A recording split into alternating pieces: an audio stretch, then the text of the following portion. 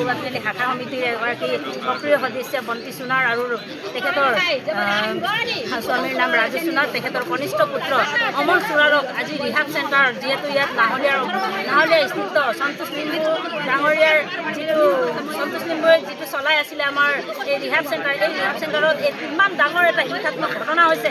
এইটোত আমি পুৰুষ মহিলা মঞ্চ ডিব্ৰুগড় জিলা সমিতিয়ে তীব্ৰ প্ৰতিবাদ কৰিছোঁ।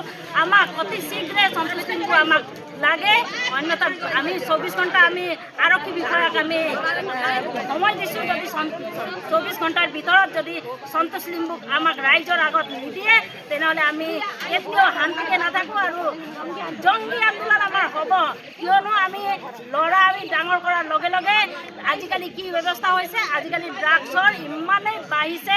আমাৰ মাক দেউতাকে নিজে ইনকম কৰি খাবৰ কাৰণে যি টকা উপাৰ্জন কৰে, সেই টকা আমি ল'ৰা ছোৱালীৰ ৰেহাবৰ কাৰণে আমি তৈয়াৰ কৰিব লাগে। বিনিময়ত চৰকাৰে কৈছে এতিয়া যে আমাৰ চৰকাৰৰ মতে আমাৰ কি হয়, এইটো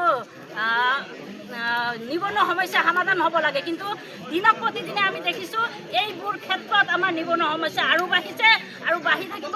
আমি এইটো এটা অনুভৱ কৰিব পাৰোঁ যে এইটো ক'ৰবাত নহয় ক'ৰবাত আমাৰ আৰক্ষী বিষয়াসকলৰ এইটো গাফিলতি হয়। তেওঁলোকৰ কাৰণে আজি আমাৰ এই ড্ৰাগছৰ যিটো ব্যৱসায় দিন প্ৰতিদিনে বাঢ়ি আছে। যদি ড্ৰাগছ নাথাকিলেহেঁতেন, আমাৰ এইটো ৰিহাব চেণ্টাৰ নাথাকিলেহেঁতেন, ৰিহাব চেণ্টাৰ নথকা হ'লে আজি আমাৰ এই অমল সোণাৰ আমাৰ মাজৰ পৰা কেতিয়াও হেৰাই নাযায়।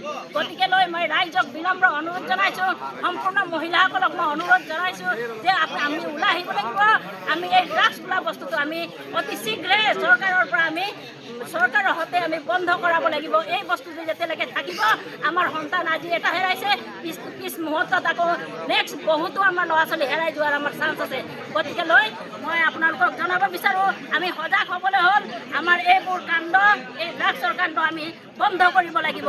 যদি বন্ধ নহয়, আমি মহিলাসকল কেতিয়াও শান্তিকে নাথাকোঁ। আমি ৰাজপথত ওলাই আহিম আৰু বহুত জংগী আন্দোলন কৰিম বুলি আপোনালোকৰ সংবাদ মাধ্যমত